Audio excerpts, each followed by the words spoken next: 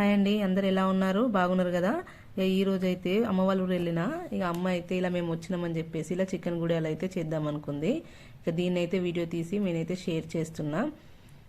మా సైడ్ అయితే చికెన్ గుడాలు అనేటివి, బోటి గుడాలు ఇలాంటివి చాలా వేసుకుంటామండి. చాలా టేస్టీగా ఉంటుంది. ఈ రోజు అయితే చికెన్ గుడాలు పెడుతున్నాను.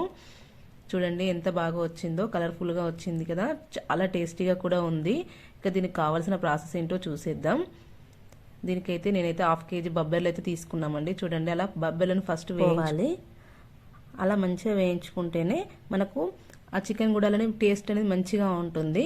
చూడండి, బబ్బెర్లు అయితే ఫస్ట్ వీటిని అయితే రాళ్ళు కానీ ఏదన్నా దాని పొట్టు కానీ లేకుండా ఫస్ట్ మంచిగా చెరుక్కున్న తర్వాత ఇలా వేయించుకోండి.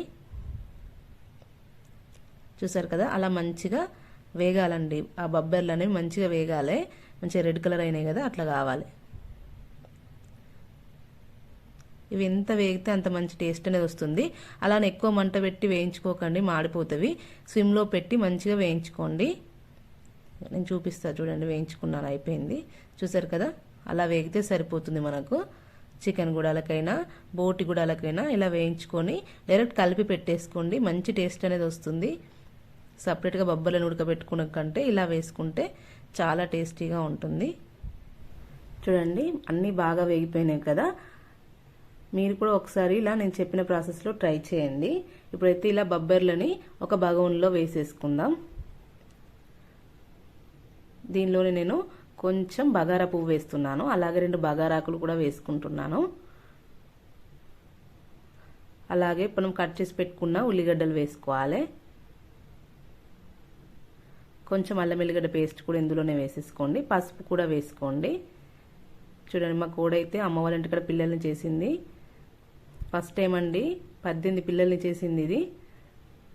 అవి మేము గుడాలు కలుపుతున్నామని చెప్పేసి లోపలికి వచ్చినాయి. మా పిల్లలు అయితే అలా బియ్యం పోసారు. ఇక దీంట్లోనే కొంచెం కారం, కొంచెం ఉప్పు కూడా వేసుకోండి తగినంత. మనం ఫస్ట్ చికెన్ని మంచిగా కడిగి పెట్టుకోవాలండి. నేను 1/2 kg గుడాలకి 1/2 kg చికెన్ తీసుకున్నాను. చూడండి, చికెన్ అనేది మంచిగా సాల్ట్ వేసి కడిగి పక్కన పెట్టుకోండి.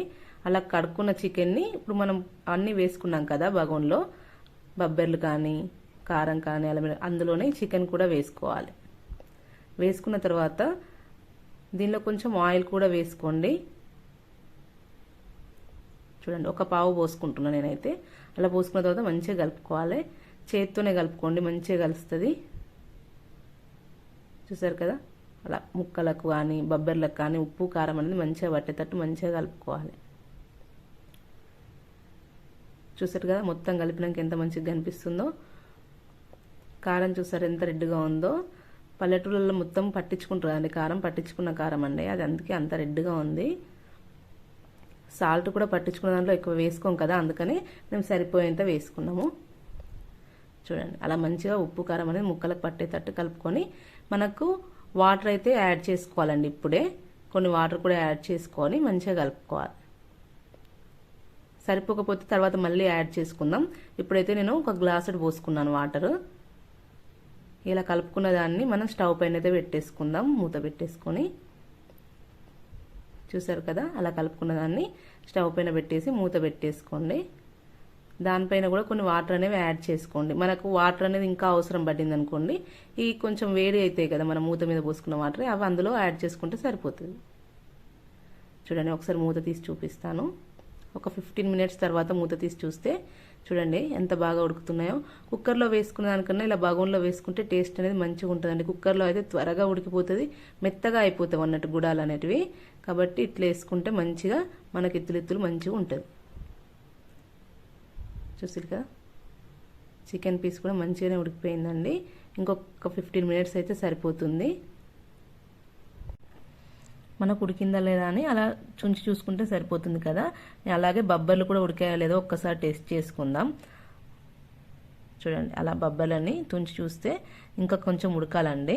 కాబట్టి మనకి ఎసరు తక్కువైంది కాబట్టి ఆ ప్లేట్లో ఉన్న ఎసరు అందులోనే పోసేసుకుంటే సరిపోతుంది. చూసారు కదా, అంతా ఉడికిపోయాక మంచిగా దగ్గరికి వస్తుంది అట్లా.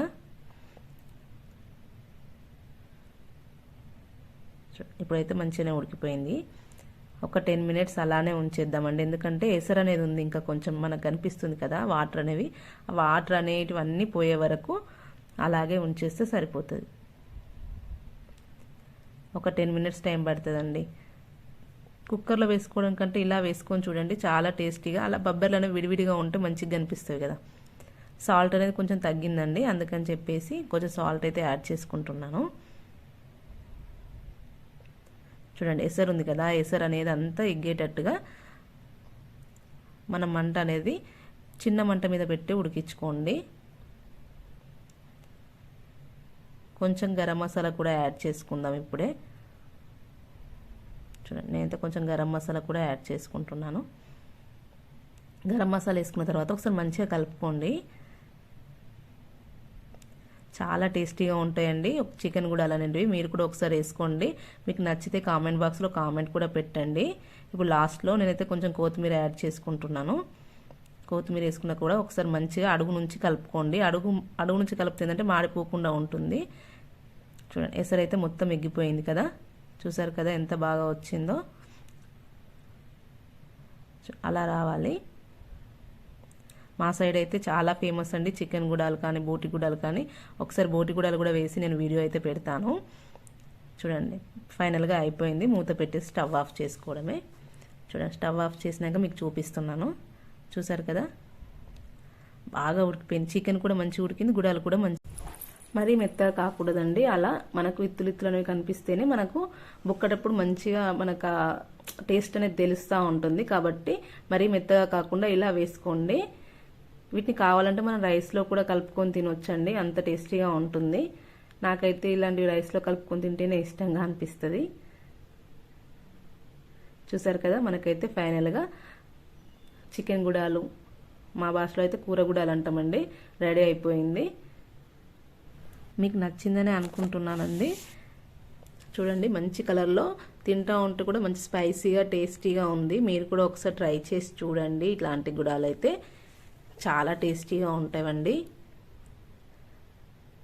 మీకు నచ్చితే ఛానల్ కూడా సబ్స్క్రైబ్ చేసుకోండి. మీ ఫ్రెండ్స్కి కూడా షేర్ చేయండి, లైక్ కూడా కొట్టండి ఫ్రెండ్స్. కామెంట్ బాక్స్లో కామెంట్ కూడా పెట్టండి. Thank you friends.